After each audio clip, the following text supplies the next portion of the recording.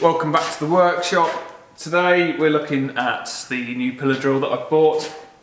It's a Wadkin LK, and as you can see it's just a bit of a beast. So I'm going to show you the process of getting it into the workshop and have a bit of a walk around it and show you some of its features, and hopefully some of you can get in touch as well and tell me a bit more about the machine if you're a bit of a Wadkin expert. But we're going to go back in time now to when it first turned up at the farm and show you the process of getting it into the workshop. Right, so here we are, we're in the farm barn. These are a couple of the machines that I managed to pick up at auction, so I had a nice little haul actually. I bought the new crosscut. It's exactly the same as the one I've currently got, but it's in much better condition. So I say much better, the other one's pretty good, but this one's just got everything sort of still intact on it, not been tampered with in any way, and everything just looks like slightly better. So I think it's worthwhile putting the effort in, swapping the two out for this one, when it would be just to sell this one on. So going to do that maybe today, but first I'm going to get the pillar drill in. So that's the title of this video. Might do another one on the crosscut as well. So this is the Wadkin LK. I'm sure some Wadkin nuts will find this quite interesting because I put it on the Wadkin appreciation group and no one had heard of one on there either as well. So I'll just take the camera off me and we'll have a proper look around it. Sorry about the background noise, we're a bit busy today on the farm. Right, let's zoom out. So it's stood on a pallet at the minute.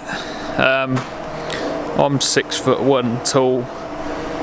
It's probably on about 7 inches worth of pallet. And I'd say it's pretty much exactly to this point here the same height as me, so it's probably about 5.5 foot tall as it stands off the floor.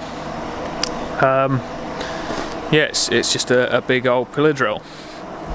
So slightly different from your normal drill in that instead of having a wheel that you wind round to bring the head down, you've just got an arm, and you can adjust these points here at which it stops and starts. So if you want it to raise up more on here, you bring this stop round, and if you want to reduce the travel at which your drill depth is drilling to, you obviously bring this back stop round again as well, and then you can adjust the depth of the arm so you can go beyond your travel limits if you want, using that by sliding the rod in and out. But the thing that's awesome about this drill is that you can use your foot on the pedal to operate the arm. So really nice smooth action, and that'll be great for when you're doing lots and lots of sort of drilling of workpieces, similar depth holes using the fence, repeat drilling. You can hold your workpiece like I'm holding the camera, hands free, and you can operate the drill head with keeping your hands on the work. So that should be really handy and really nice to use. Yeah, nice, smooth. I mean, it's very over-engineered like most Wadkin stuff, but this is just a particularly nice bit of kit. Like I say, the LM is a normal pillar drill. There's quite a few LMs about, but there's very little information on these LK machine. Looking up on there's a guy on the Wadkin group that runs a Wadkin website, and he's got the list of test numbers and when the machines were built, and this one comes back as a 1950 build machine, or it's tested in 1950, so it's a fair age. Like I say, no one really knows what it is or what it was used for, so whether it's some sort of specialist bit of kit in like a airfield or an MOD or sort of manufacture plant for specifically drilling a component on propellers or something like that, you don't know, but it would be interesting to find out. yeah, the bed rise and fall is locked on the little thumb screw here, and it's really nice and smooth.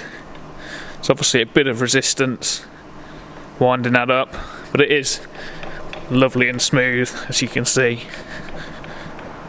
Obviously going downhill, it's like smooth as silk because the weight's working with you. It's worked through that little arm there as you turn the thumb wheel. Lifts it up and down. Beautifully smooth, dead solid. There's no play in that table whatsoever, and you lock it off on the actual thumb wheel itself. It's in really, really good condition.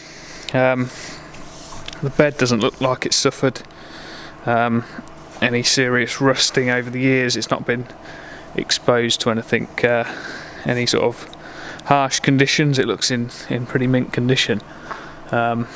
It's obviously been repainted at some point, but I think most Wadkin tools probably have been repainted in their time.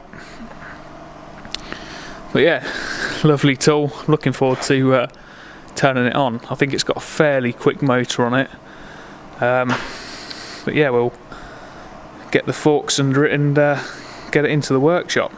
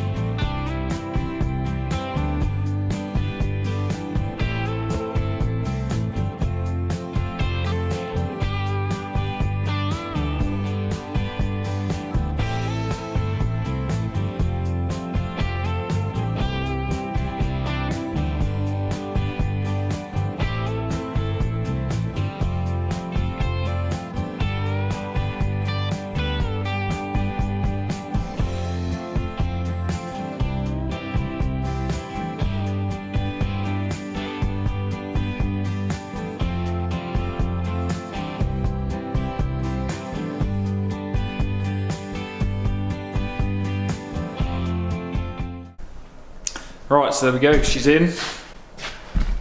Fits in there beautifully actually. It didn't take up any more space than the bandsaw did, so yeah, it should be a nice bit of kit to have in the workshop. But I might have to temporarily wire it over to the 10 socket until I get the electric sorted to accommodate it. It's just long enough. I've had to pull it forward a little bit to get it to reach, but we're ready to turn it on. So like I say, it's fairly quick, the motor, so we'll see what it looks like. Here we go.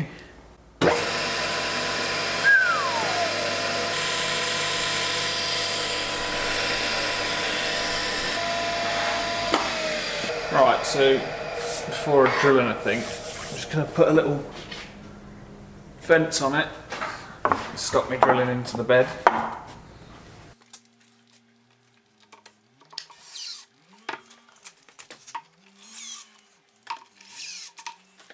The first thing I've noticed really is that with the bed wound right up and the stop on there right at its maximum travel, like a normal sized, 4mm drill wouldn't actually poke through the cast bed. So it's obviously designed for quite a long drill bit, or a decent length drilling operation, because like a small drill bit, it wouldn't actually protrude through the bed without a false fence on it like this. So part of the reason for building that is that I can actually drill through the entirety of a piece of wood, rather than it bottoming out on the travel of the head before it gets through to the other side.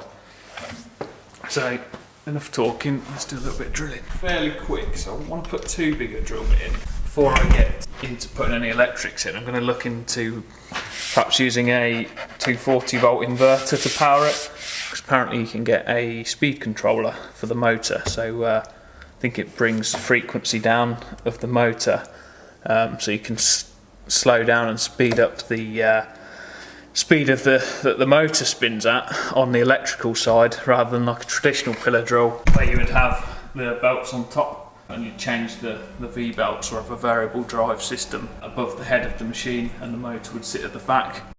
With an inverter style, you can change the speed with the electronics because it's 3-phase. The only thing is I think you lose some power of the motor when you slow it down, but this is a fairly beefy motor, so I think it'll cope with any drilling operations that I'll be doing in tiny bits of woodwork, so I'm going to look into that, see if we can get that sorted. Perhaps another video.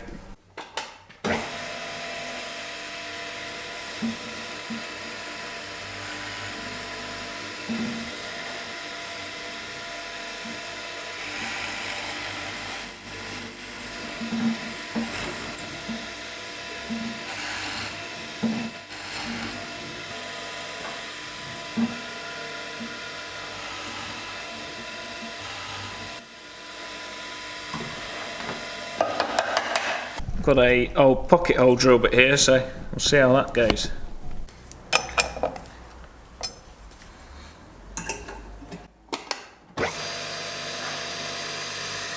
Right through a knot.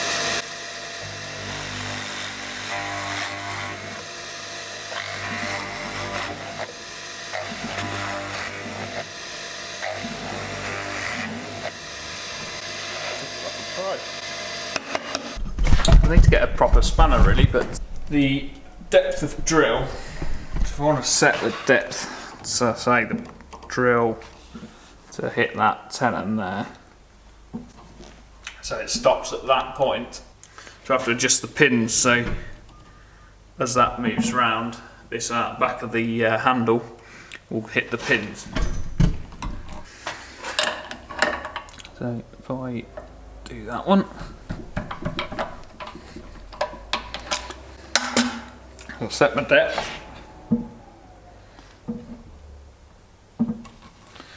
Bring this round.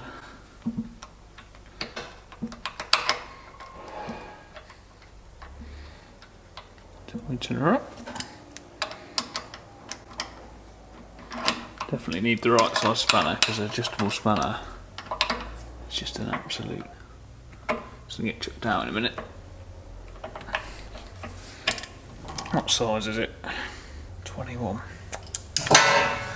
So yeah, that's the depth stop.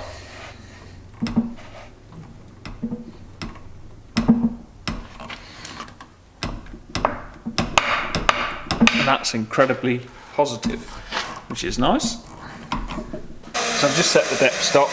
Let's have a look how it fares across this tenon. I can obviously wind the table up and down to suit that depth stop.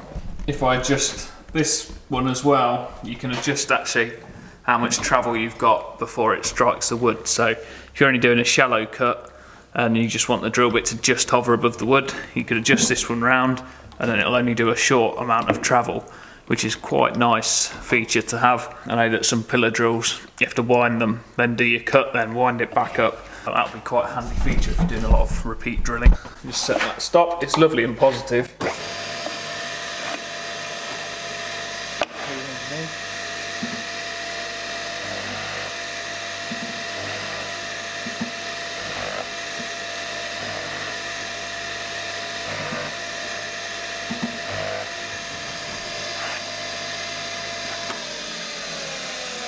Seems pretty accurate to me.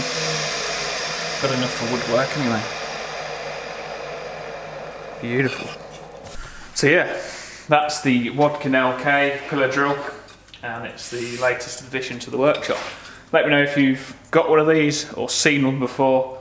I'll be really interested to know what this machine was designed to do, or where or how it's come about and what its purpose was. So if you know that information, then pop me a message, I'd love to hear it.